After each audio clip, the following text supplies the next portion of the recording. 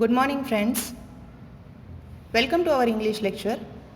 Today, we are starting with the most excitement and the adventurous novel around the world in 80 days. This novel is written by the Jules Gabriel Verne. This is very famous novel and there are the 7 chapters in this novel. But for your syllabus, there are only 34 to 37 chapter. Friends, let's start with the writer. Jules Gabriel Verne. He was very famous novelist and he was written the most famous novels for the English literature. He was also very well known of the great translator of English literature. He was most famous as the William Shakespeare. He wrote this chapter with the full of excitement, adventurous and the detective type story. Let's join the journey of the Verne. Friends, Phileas Fogg, he was the most major character in this story. While introduction of the character, I will tell you the story of this novel. So stay online and give the full attention. First character, Phileas Fogg. He was the main and the hero of our novel. He started this story and he also ended it with the full of emotions. Phileas Fogg was the well-known scientist. He worked into the Forum Club. Our novel story started into the Forum Club. या नॉवेलची जी story आहे ती forum club या प्लेसपासून start होते आणि ती या forum क्लबमध्येच end होते. Phileas fog हा फोरम क्लबचा मेंबर आहे आणि तो तिथं ॲज अ सायंटिस्ट म्हणून काम करतो. Friends, he was very punctual person and he was very well known for his regular habits.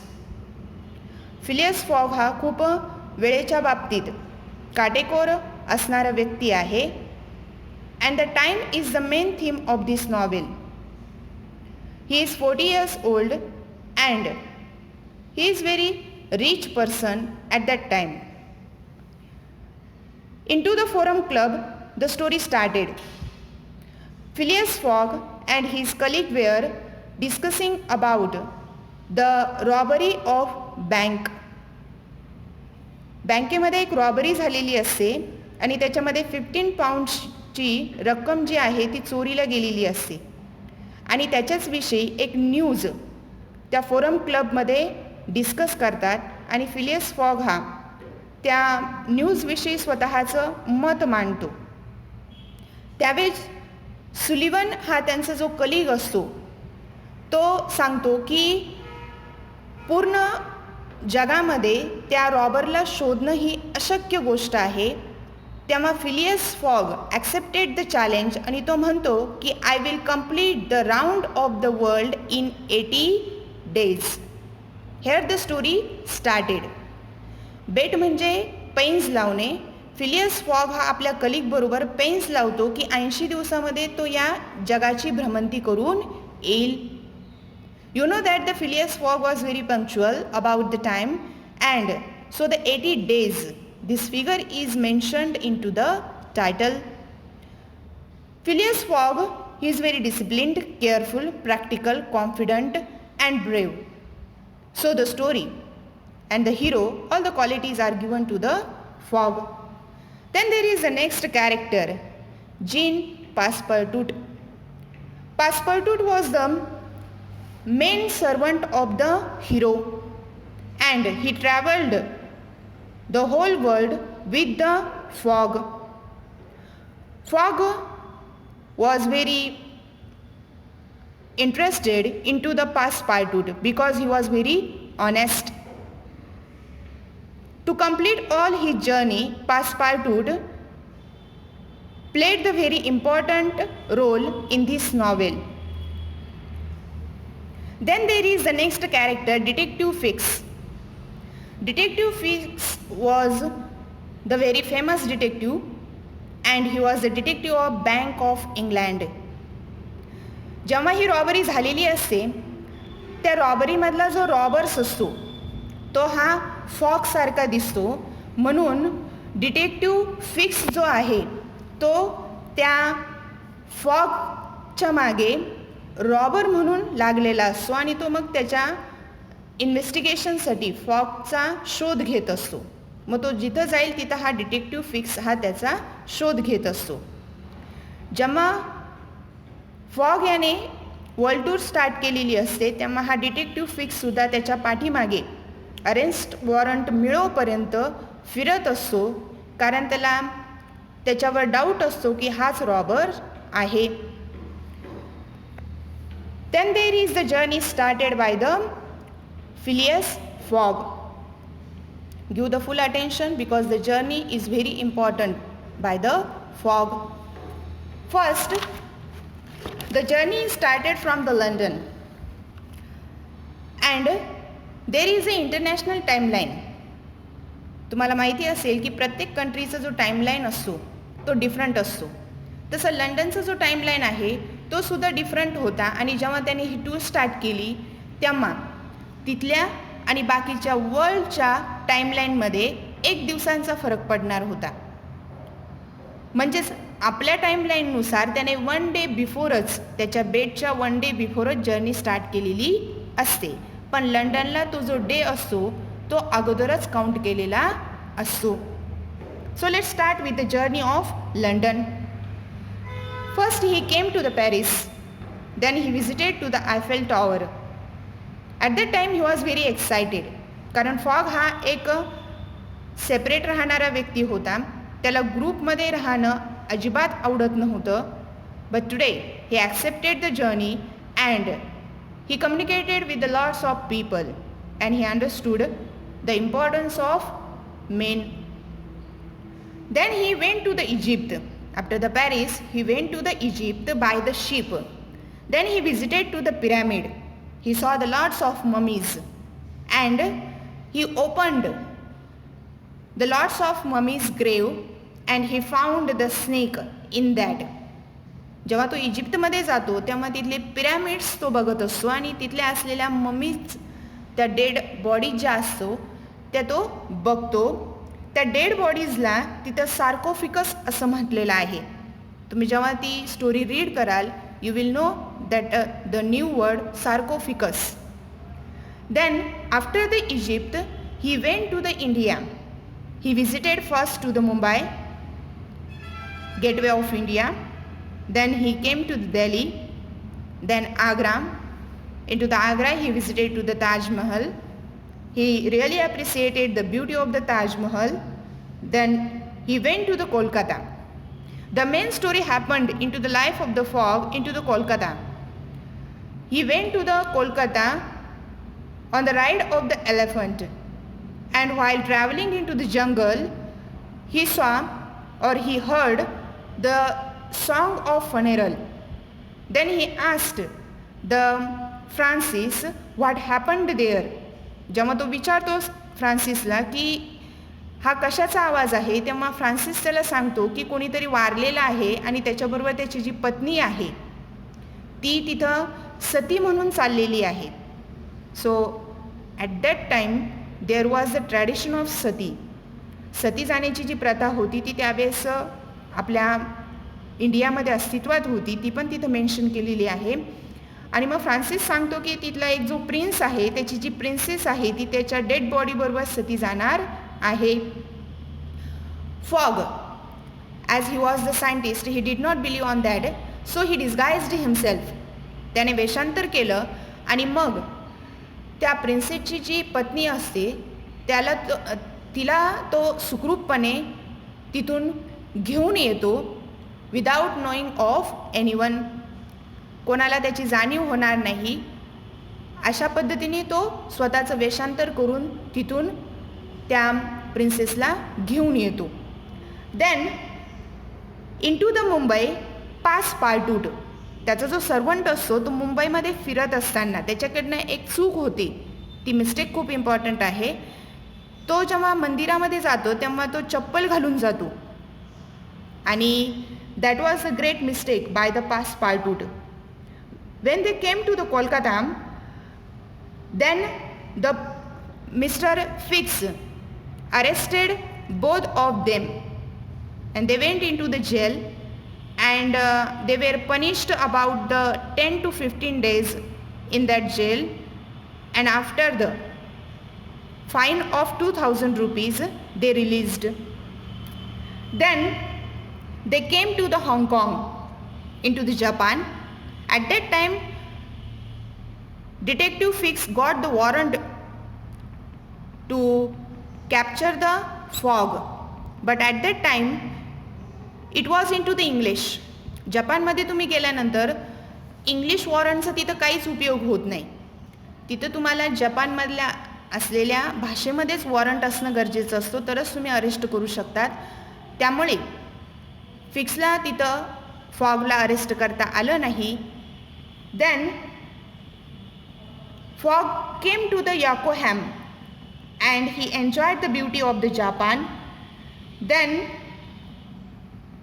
Passepartout, who engaged with the Fix हा त्याच्या नोकरालाच तिथं, तो ड्रंकर्ड असल्यामुळे त्याला दारू पाजून तो त्याला सांगतो की तुझा जो मालक आहे फॉग तो रॉबर आहे आणि त्याला पकडण्यासाठी तू माझी हेल्प कर. इथून फॉग आणि पार्टूट हे दोघं सेपरेट होतात आणि हा जो फॉग आहे तो हाँगकाँगला निघून येतो. पण तो जेव्हा निघून येतो तेव्हा तो पोलीस स्टेशनमध्ये पासपार्टूटसाठी काही पैसे ठेवून जातो की जेणेकरून तो व्यवस्थित लंडनला परत येईल. It shows that Fogg was very good man about his servant also. Then there are the many important points in this story.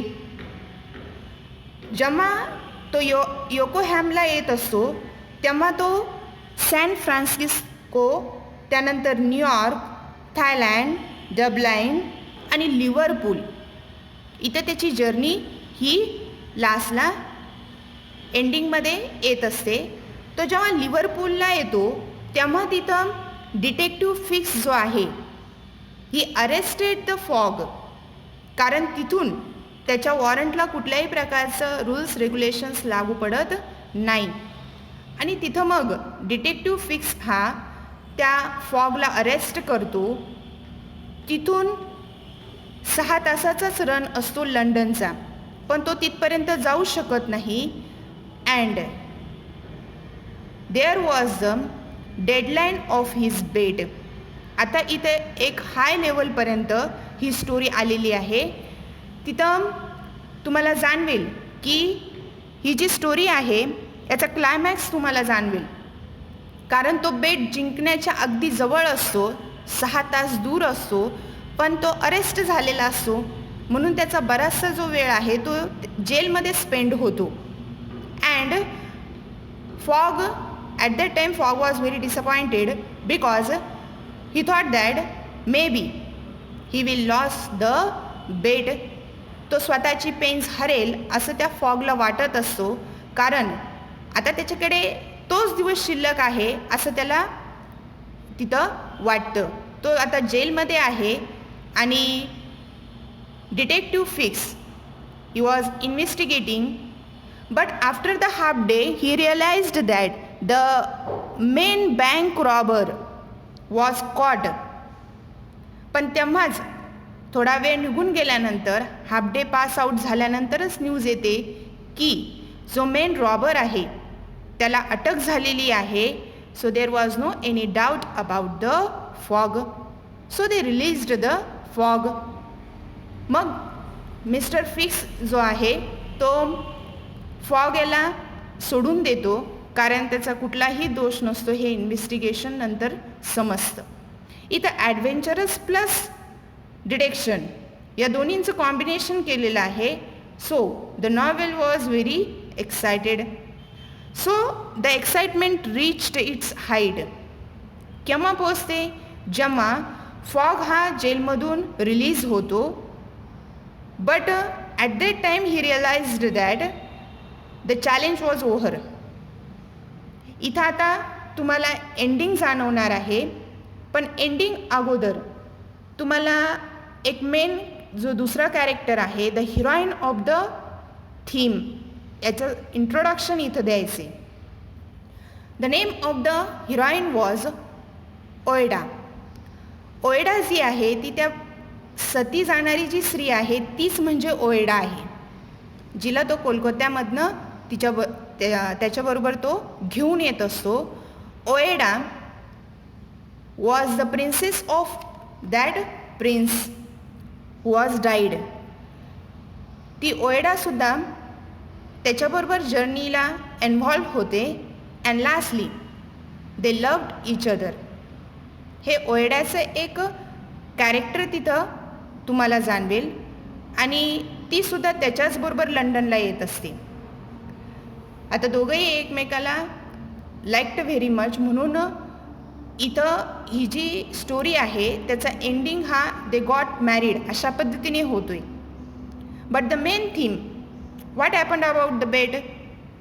आता ही जी पेन्स लावलेली होती तो जिंकतो की नाही, that is the main climax of this novel.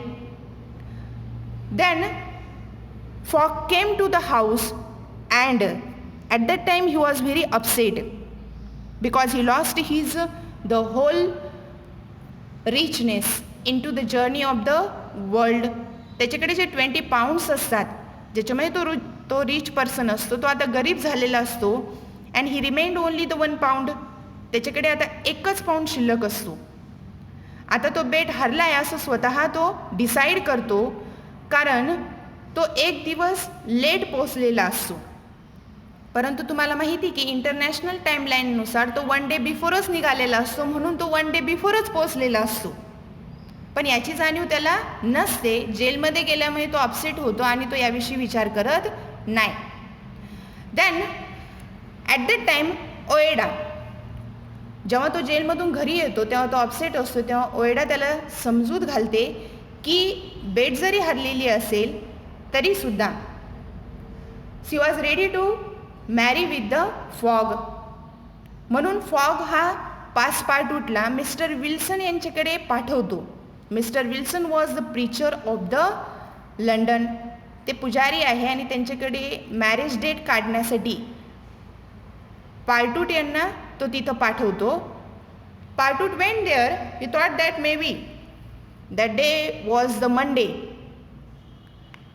तो त्या विल्सनला सांगतो की मंडेला यांची मॅरेज सेरेमनी आहे, पण तो म्हणतो की तेव्हा मंडे नाही आहे, तेव्हा संडे आहे. तेव्हा पासपार्टूटला जाणीव होते की आपण 1 डे बिफोरच पोहोचलेलो आहो लंडनला. 8 there was the time of bait.